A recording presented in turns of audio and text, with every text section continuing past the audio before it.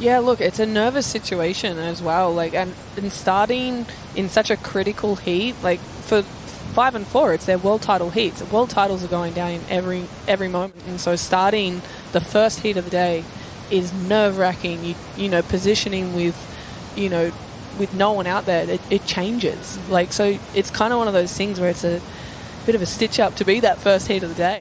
And it is absolutely that and more. 31 minutes on the clock. Sally Fitzgibbons versus Johanne Defay. Number 3 versus number 4. A huge matchup for both of these surfers as they are fighting for a potential championship today.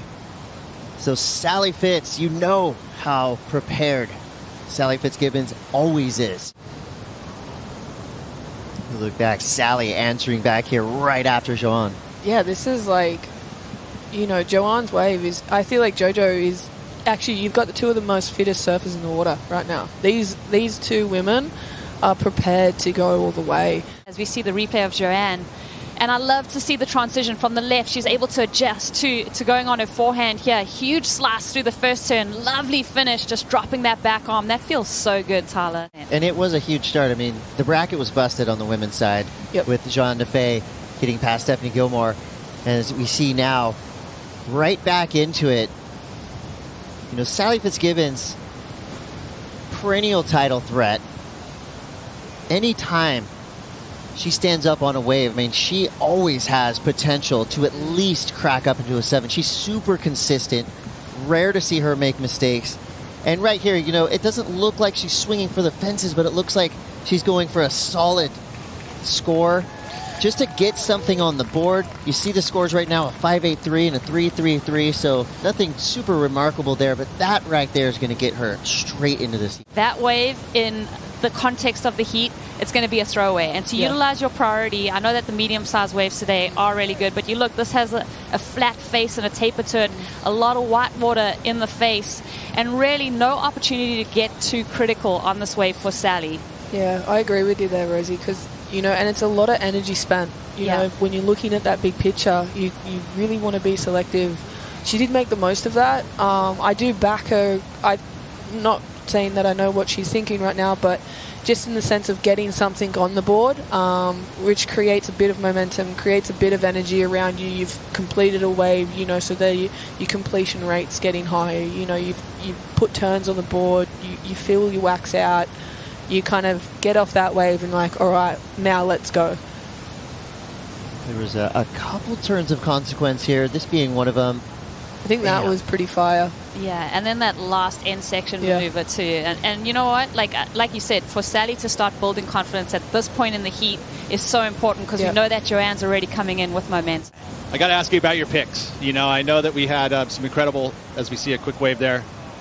You know, start of this, kind of a shocker with Stephanie Gilmore out. Was Stephanie on your fantasy? Yeah, my women's bracket is blown out. If you weren't jealous enough that these surfers get to surf lowers with one other person out for the entire day, well, here's another thing to add to your list. Custom Super 73 bike.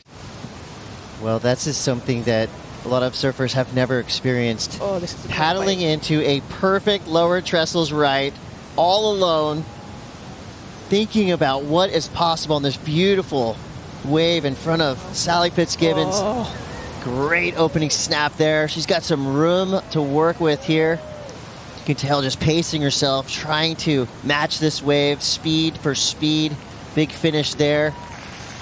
So Sally Fitzgibbons, her high score so far, a 4.5. Smartly surfed wave there. Yeah, this wave is a solid wave. As you know, her feet weren't set right at the start, but you know, kind of setting up just now. And then I think this is really the opening turn right here, where see how she holds rail for such a long time, comes out of that into another one. Again, that's a combination. Right here, I think she's probably realizing that it's a bit of a tricky section, so she just finish it off. I'm intrigued to see where they go with that. That's like two turns. Bit nervous there, or like, you know, kind of come down with the lip, but really it's just kind of this moment onwards is should be really interesting. That's a really long turn. Yeah, that was a beautiful first turn. A lot of that, the strength of the quads too, to hold that rail line, because there is a bit of chatter on that face. As glassy as it is, There's that swell moving through, a lot of energy in the lineup, and Sally does well right here, holding that rail line all the way.